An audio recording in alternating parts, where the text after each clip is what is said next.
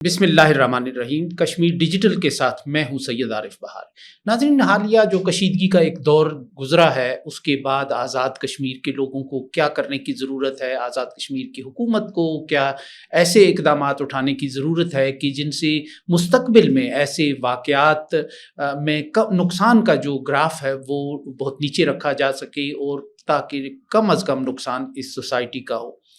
اس ساری جو صورتحال ہے، یعنی یہ جو کشیدگی کے اس دور کے بعد، اس پر آج گفتگو کرنے کے لیے ہمارے ساتھ موجود ہیں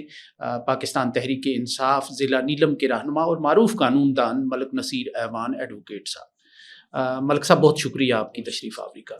کیا کہیں گے آپ کہ یہ جو حالیہ کشیدگی کا ایک دور تھا، یہ بہت سے حوالوں سے مختلف تھا، ماضی کے جو ادوار گزرے ہیں اس حوالے سے مختلف تھا، تو اس دور سے اب ہمارے لیے کیا سبق ہے، کیا سبق ہمیں سیکھنا چاہیے اور اس طرح کے اقدامات کرنا چاہیے کہ ہم اسی طرح مربوط اور منظم ہو کر دشمن کا مقابلہ کر سکیں کسی بھی چیلنج میں؟ سر، بہت شکریہ، آپ نے بڑے اہم موضوع پہ مجھے بات کرنے کا موقع فراہم کیا۔ جو جنگ سے ہم نے سیکھا ہے، جس طرح سیانے لوگ کہتے تھے سر کہ ہر تقریب کے اندر تعمیر بھی ہوتی ہے، درست، اور ہم نے یہ دیکھا ہے کہ اس جنگ کے دوران جو چیزیں ہمارے سامنے رونما ہوئی ہیں، تو ہمیں چاہیے کہ ہم ان سے سبق سیکھیں۔ سب سے پہلی بات تو یہ ہے سر کہ جو میں سوچتا ہوں وہ یہ ہے کہ ہماری ایجوکیشن جو ہے وہ پروفیشنل ہونی چاہیے، اور ہمیں ایجوکیشن کو مکمل طور پر، جس طرح کہتے ہیں انگلش میں کہ پیراڈائم شفٹ،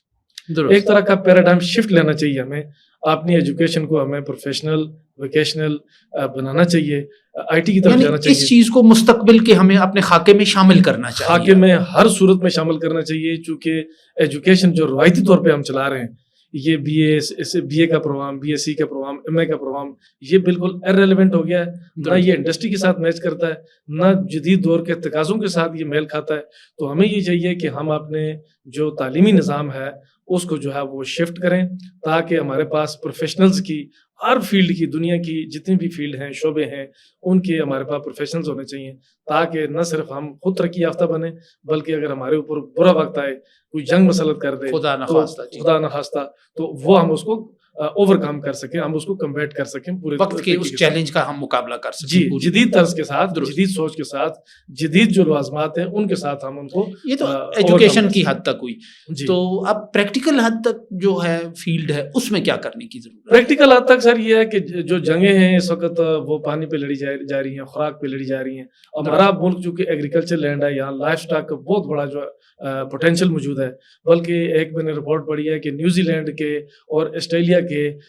جو ٹوٹل ان کے پاس لائف سٹاک ہے، اس کا جو ہے نا سمجھ لیں اس سے زیادہ ہمارے پاس پنجاب میں موجود ہے۔ ایک جرمن فرم نے جو ہے یہاں پر سروے کیا تھا، اور ہم یہ سمجھتے ہیں کہ ہمارے پاس جو ڈیری پروڈکٹس ہیں وہ ہالینڈ کے برابر ہونی چاہیے۔ مثلا وہاں پر وہ ساری گائے جو ہے افریقہ سے لیتا ہے، لیکن اس کے باوجود دنیا کو $10 بلین کا وہ ڈیری پروڈکٹس دے رہا ہے، جبکہ مقابلتاً ہم دیکھتے ہیں پاکستان اور آزاد کشمیر میں ڈیری کی بہت بڑی مصنوعات ہونی چاہیے تھی، وہ ہم نہیں بنا رہے۔ اس طرح ہمارا جو آزاد کشمیر ہے، یہاں پر ہم اگر یہ دیکھیں کہ واٹر ہارویسٹنگ ہے، پانی کے ریزروائر کو مینٹین کریں اور یہاں سے ایگریکلچر اور لائف سٹاک کو ڈیولپ کریں، تو میں یہ سمجھتا ہوں، اور میں نے پولیٹیکل سائنس میں یہ چیز پڑھی تھی کہ جن ملکوں کے پاس کھانے پینے کی اشیاء وافر مقدار میں ہوتی ہیں، جو ایگریکلچر لینڈ رکھتے ہیں، تو ان ملکوں کو ارانا جو ہے وہ ناممکن ہوتا ہے، یعنی خود انحصاری کی طرف، خود انحصاری، خود کفالت کی طرف آئیں، اور جو چیزیں ہمارے پاس اللہ تعالیٰ نے دیا ہوا ہے، سب کچھ دیا ہوا ہے، اس کو ہم پراپر سائنٹیفک میتھڈز کے تحت اگر ڈیولپ کریں، گرومڈ کریں، سکلڈ کریں، تو ہم ایک ترقی یافتہ قوم بھی بن سکتے ہیں، اور ہمیں جنگوں کے ذریعے، روایتی جنگوں کے ذریعے کوئی ہرا نہیں سکتا۔ اس کے ساتھ جو چیز ہے وہ اٹیچ ہے، وہ یہ ہے کہ ہمارے پاس جو کہ بام شیلٹرز ہونے چاہیے، جن کو بنکرز ہم کہتے ہیں، بنکر بننے چاہیے، کمیونٹی بنکرز بننے چاہیے، بازاروں کے اندر بننے چاہیے، ہاسپٹلز کے ساتھ بننے چاہیے، اسکولوں کے ساتھ بننے چاہیے، اور جو ہمارے اس طرح کے تجارتی مراکز ہیں وہاں پر بننے چاہیے، گھروں کے ساتھ بننے چاہیے، اور اس کا گورنمنٹ کی طرف سے ڈیزائن جانا چاہیے۔ ہمارے یہاں بعض اوقات لوگ بڑے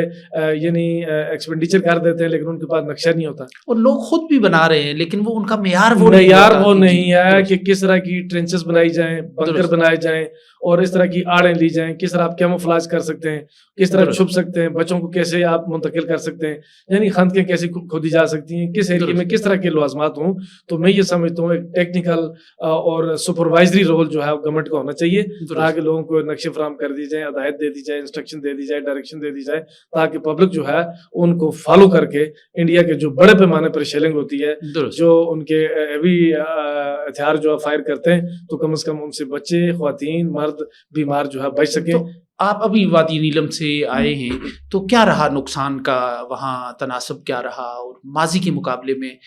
جو نقصان ہے اس کی کیا پوزیشن رہی, کیا سر میں تو 1988 سے جو ہے نا, جب سے ہم نے آنکھ کھولی ہے اس وقت سے یہ دیکھتا آ رہا ہوں انڈیا کی بہت زیادہ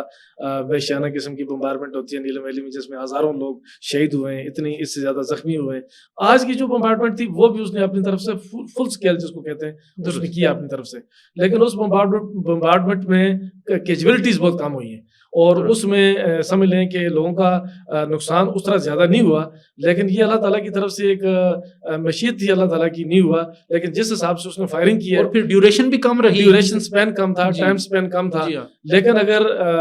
مطلب حفاظتی اقدامات نہ بھی کیے ہوتے لوگوں نے, چونکہ لوگ پہلے سے نیلم ویلی کے ٹرینڈ ہیں, ان کو یہ پتا ہے, کم از کم ان کی جبلت میں شامل ہو گیا ہے, 2-3 دہائیوں سے اسی ماحول میں جی رہے ہیں, ان کے وجدان میں یہ چیز ہے کہ جب فائر ہوتا ہے آپ نے کیا کرنا ہے, کہاں آپ نے لیٹنا ہے, کہاں چھپنا ہے, کیسی آڑ لینی ہے. یعنی حالات نے ان کو بنا دیا, حالات نے ان کو ڈھال لیا ہے, وہ تو جنگجو بن گئے, اور وہ کمپیریٹیولی لوگوں سے بہتر جو ہے نا وہ اپنی پوزیشنیں لے لیتے ہیں. لیکن اس کے ساتھ بھی ہمیں چونکہ کاروبار کرنا ہے, بزنس کرنا ہے, تعلیم حاصل کرنی ہے, جان بچانا, لہٰذا ہم چاہتے ہیں کہ جدید وارفیئر جو ہے یہ ٹیکنالوجی کی وارفیئر ہے, یہ سائبر اٹیکس ہیں, اب جو ہے نا یہ ساری چیزیں جو ہے وہ کمپیوٹرائز ہو چکی ہیں. تو ان حالات میں ہمیں بھی ایک کاؤنٹر جو ہے نا میز کے طور پر کچھ چیزوں کو لینا چاہیے, اور اپنی حفاظت کو پہلے نمبر پہ رکھنا چاہیے. اچھا, ایک تو وادی نیلم جو ہے یہ ایک ٹورسٹ اور ٹورزم کے لحاظ سے ایک ہب بن چکا تھا آزاد کشمیر میں ہمارے, تو اب اس جو کشیدگی کا فیز ہے اس سے ایک دھچکا لگا ہے اس صنعت کو, اس سیاحت کی جو شعبہ ہے اس کو, تو اس کو کیسے اوور کم کیا جا سکتا ہے؟ اب مستقبل میں کیا اقدامات ایسے اٹھائے جانے چاہیے کہ جو ٹورسٹ ہے اس کا اعتماد بحال ہو؟ سر سب سے پہلی بات تو یہ ہے کہ جو انسرٹینٹی ہے وہ انڈیا کی طرف سے بہت زیادہ ہے. درست. اور انسرٹینٹی میں ہمیں جو انتظامی طور پر ہنگامی اقدامات کرنے چاہیے. ان میں سب سے پہلی بات جو میں نے گزارش کی ہے کہ وہ بنکرز کی صورتحال اچھی ہونی چاہیے, اور روڈ کی سیفٹی کے حساب سے چیزیں ہونی چاہیے. پھر کمیونیکیشن کا نظام بہت اچھا ہونا چاہیے. درست. اس میں جو ہمارے لوگ ہیں نیلم ویلی کے, وہ وقت کے ساتھ ساتھ اپنے آپ کو ڈھال لیتے ہیں. درست. تو آپ دیکھیں کہ 14 سال تک مسلسل وہ بمباری میں رہے, وہ فائرنگ میں رہے, فل اسکیل جنگ میں رہے, لیکن اس کے باوجود انہوں نے اپنی تعلیمی جو مطلب خدمات ہیں یا تعلیم حاصل کرنے کا سلسلہ ہے, بزنس کا سلسلہ ہے, گاڑیاں چلانے کا سلسلہ ہے, سب کچھ انہوں نے جاری رکھا ہے. آج بھی ہم یہ سمجھتے ہیں کہ نیلم ویلی میں جو سیاحت ہے وہ چھوٹے سے جو ایک شارٹ سپین آف ٹائم میں جو وہاں سے انٹرپشن ہوئی ہے, ڈسٹربنس ہوئی ہے, اس کے باوجود نیلم ویلی میں تمام گیسٹ ہاؤسز, ریسٹ ہاؤسز جو ہے وہ سیکیورڈ ہیں, اور وہاں پر جو عملہ ہے ان کا اور جو لوگ چلا رہے ہیں وہ بالکل جو ہے وہ نئے عزم کے ساتھ, فل ڈٹرمینیشن کے ساتھ سیاحت پہ فوکس کیے ہوئے ہیں. تو ہم یہ سمجھتے ہیں کہ لوگوں کو ڈرنے کی, ہچکچانے کی کوئی ضرورت نہیں ہے. وہ ان کو پورے اعتماد کے ساتھ دوبارہ نیلم ویلی کا رخ کرنا چاہیے. وہاں کی مہمان نوازی سے ان کو جو ہے مستفید ہونا چاہیے. نیلم ویلی کے لوگ جو ہے اپنی جانیں بچانے اور مہمانوں کا خیال رکھنے میں سب سے زیادہ اعلیٰ کوالٹی اور صاف رکھتے ہیں. تو مجھے امید ہے کہ انشاءاللہ جو تعطل آیا ہے یہ جلد دور ہو جائے گا, اور پہلے کی طرح انشاءاللہ مہمان نوازی کا سلسلہ نیلم ویلی میں دوبارہ شروع ہو جائے گا. درست. اچھا, اسی پس منظر میں آپ سے یہ پوچھوں گا کہ یہ جو مودی حکومت نے ایک فیصلہ کیا ہے, پروفیسر نتاشا کول ایک جانی پہچانی شخصیت ہیں, کشمیر سے تعلق رکھتی ہیں, پنڈت کمیونٹی سے تعلق رکھتی ہیں, اور بڑا ایک نام ہے بین الاقوامی دنیا میں, سفارت کی دنیا میں کشمیر کے حوالے سے. تو ان کی شہریت جو بھارت کی ہے وہ منسوخ کر دی گئی ہے اس وجہ سے کہ وہ ووکل تھیں, کشمیر کے لیے بولتی تھیں. تو اس رویے پہ آپ کیا کہیں گے؟ سر بہت ہی آپ نے نازک اور احساس جو ہے نا وہ اس ٹاپک کی طرف, نقطے کی طرف مجھے جو بات کرنے کا موقع دیا. پہلی بات تو یہ ہے کہ جو پنڈت کمیونٹی ہے ہم ان کا بڑا احترام کرتے ہیں, چونکہ پڑھے لکھے, سویلائزڈ اور ویل کلچرڈ لوگ ہیں. ہماری کشمیری سوسائٹی کا وہ ایسا ہے. پہلے انڈیا نے یہ ظلم کیا کہ 90s کی دہائی میں ان کو وہاں سے انہوں نے ڈسپلیس کیا, یعنی ڈرا دھمکا کر, اور ان کو کہا کہ یہاں سے نکلیں تاکہ وہ وہاں کی تحریک کے خلاف جو ہے, تحریک آزادی کے خلاف پروپیگنڈا کر سکیں. ان کو در بدر کیا, بے گھر کیا. ہم اس کی بھی مذمت کرتے ہیں, اور ہمارا سب سے پہلی خواہش یہ ہے کہ وہ پنڈت کمیونٹی کے لوگوں کو اپنے گھروں میں آنا چاہیے اور وہاں بسنا چاہیے, چونکہ کشمیری کلچر کا ایک لازمی حصہ ہے, خوبصورت حصہ ہے, اور وہ سمجھ لیں کہ سارا ایک طرح کا جو گلستان ہے اس میں سب سے نمایاں ترین پھول جو ہے ہم ان کو سمجھتے ہیں، چونکہ ہماری تاریخ سماجیات کا اور ثقافت کا وہ حصہ ہے۔ تو آگے جو بات ہے وہ چونکہ پڑھے لکھے باشعور لوگ ہوتے ہیں، اور جن کے خاتون کی طرف آپ نے اشارہ کیا وہ بڑی ووکل پرسن ہے، اور وہ